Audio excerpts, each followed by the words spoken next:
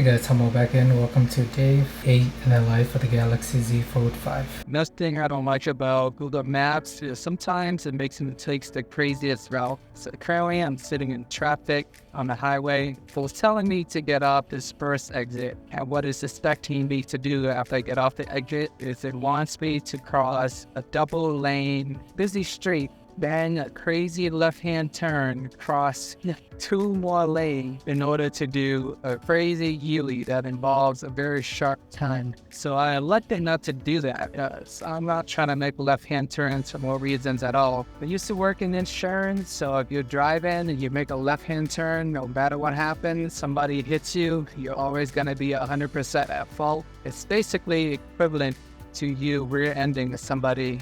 It's like no denying it to the rules of the road here in the US. So no left-hand turns if possible. And Google is trying to make me do a left-hand turn and cross 4 lanes of travel, expecting me not to get hit. It's a lot of unnecessary risk. So I elected to stay on the highway, and then for some reason, when I did that, Google changed its mind and just told me to stay on the highway. And this results in a lot of traffic. I am in stop-and-go traffic on the highway. That was the reason why it told me to get off the highway in the first place. So I was driving further along the highway. I simply just took the next exit on the highway, and it led me to the same exact street that Google wanted me to go to earlier. Simply just by staying on the highway for another 10 seconds and getting off the next exit. But instead, they wanted me to get off the first exit, want to cross 4 lanes of travel, make a sharp U for no apparent reason. Oh my goodness. But this is why I hate Google Maps. If I have absolutely know where I'm going, Google Maps is just easier for searching routes, finding places, getting information. But just in terms of them bringing you on the most efficient roads or just normal traveling that is at least risk as possible without burning a lot of unnecessary gas and making unnecessary turns and aggressive maneuvers on the highway. Sometimes I don't think Google's well equipped for that. My conspiracy theory is I think this is working with the gas companies. They need to do the most inefficient route possible. And that is why I occasionally get annoyed by them. Then I end up going the route of trying to find different Google Maps alternative. So I might go back to doing that just because the fact that it always makes me do really crazy routes that I don't like. This is day 8 in the life of the Galaxy Z Fold 5. I've been up since about 7:30 a.m. or so. I think all the days are blurring in together. Had my phone unplugged, worked for like half a day, and in the evening just doing some chores, driving around. I have Google Maps on, not plugged into a wireless charger or anything like that. So my first car mount that I put the Z Fold on, it doesn't fit. It was super wobbly. Got nervous while I was driving, so I actually took it off and tried to mount it on my fourth car mount. The other one ended up working well. It has a tighter clamp, a little bit wider. So it took me 4 car mounts for it to work. So right now I just have it sitting on my dashboard as a GPS. It's working just fine. 4:40 p.m. Phone is at 22%. I'll give it another hour or so, around to 5:30. So that is about roughly another 10 hours of battery life on a somewhat heavy usage day. I'm driving, I got GPS on, I got music playing in the background. I even have hotspot turned on because I was using it for my work phone. So battery life wise, if you don't use your phone a lot, you make it through the day. If you are a moderate to heavy user, expect anywhere from 10 to 12 hours of battery life. If you're a light user, you can get 17 hours or more. It just all depend on your lifestyle. So far with the Z Fold, nothing too crazy. If you had the Galaxy Z Fold 4 or 3, it's not that much of a difference. The experience is similar. The idea is the same.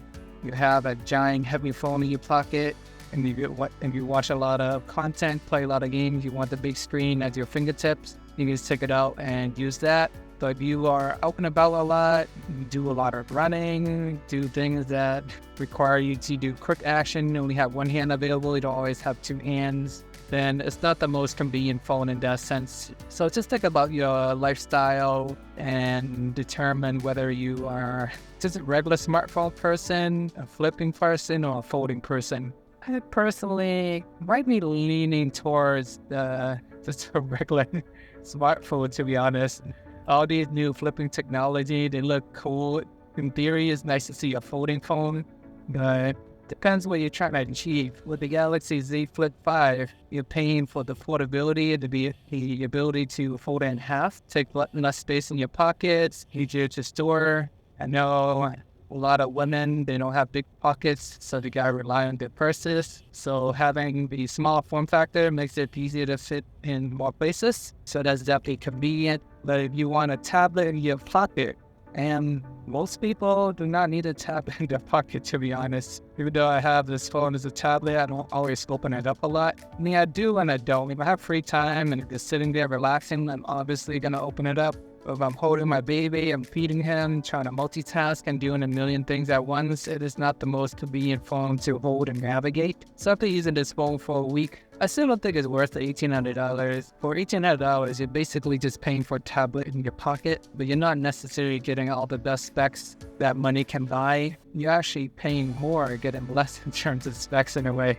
You don't have dust resistant on this phone. You don't have the best cameras. It doesn't even have wide-angle video, which I find to be odd that it was something they left out because they let you do wide-angle pictures. So I'll see why not video. Little things like that, it adds up. But yeah, day 8 just driving around town. There you have it. This wraps up day 8 in the life of the Galaxy Z Fold 5. Please check out my 5 weeks review if you haven't already. Apologize for the terrible video qualities and the last few days in the life. Sometimes the best camera is the one that is available. And for me, in the middle of the night, I don't really have a lot of time these days. And whenever I do, it just happens to be at 2 or 3 in the morning when I'm feeding my kid. That time, it's holding the kid in one hand. The Pixel 1 in the other hand is so much lighter and easier to hold and record at. And I'm just using that for a couple videos, even though the quality looked absolutely terrible. And then after that, is my 2 weeks video, I decided to use the Fold front selfie under display camera, which is also really bad. The idea of having an under display camera is nice, but I think I would have preferred to just put a regular camera in it. Like, I don't really care that much for the hidden camera. I don't really notice it that much. Even like the regular hole punch camera doesn't really bother me at all. So I'd rather have the better camera, long story short. But please check out my 2 weeks review or any of the other daily vlogs. If you haven't already, let me know you have any thoughts, concerns, what your experience has been with the Z Fold 5. Did you make an upgrade? If you had a prior Z Fold, if you have an iPhone, you think about getting a flipping phone or a folding phone. Just let me know any thoughts, questions, comments, or concerns below. Thank you for watching. Please like and subscribe, and see you guys in the next video. Oh my goodness. Fools are driving like maniacs.